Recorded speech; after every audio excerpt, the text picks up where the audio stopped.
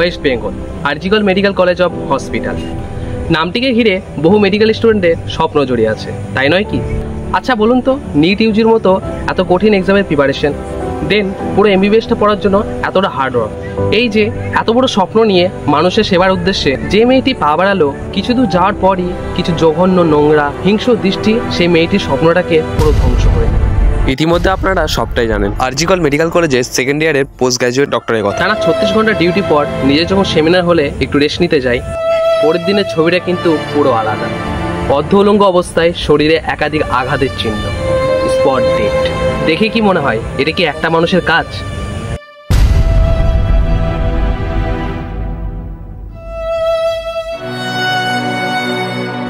ঠিক তার পরের দিনই জানা যায় যে এটা একটি সিভিক ভলেন্টিয়ারের কাজ।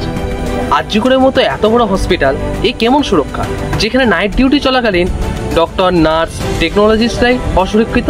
নিরাপত্তাহীনতায় আমরা ভুগি। মানে আজকে যদি আমাদের নিরাপত্তা থাকতো তাহলে হয়তো আমরা এই ঘটনার সম্মুখীন হতাম না।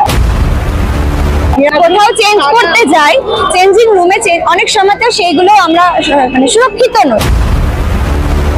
As there are lack of restrooms, there are lack of changing rooms, the security and safety issues will be breached, and therefore I don't feel secure in this world. এমনকি জানেন, এই ঘটনায় উক্তিতে আরজিকর কলেজের প্রিন্সিপাল সন্দীপ ঘোষ বললেন, রাতে মানুষ কেন ঘুরবে, রাতে তো জানোয়ারদের বিচরণের ক্ষেত্র। এর উত্তরে স্টুডেন্টরা কি বললো দেখেন।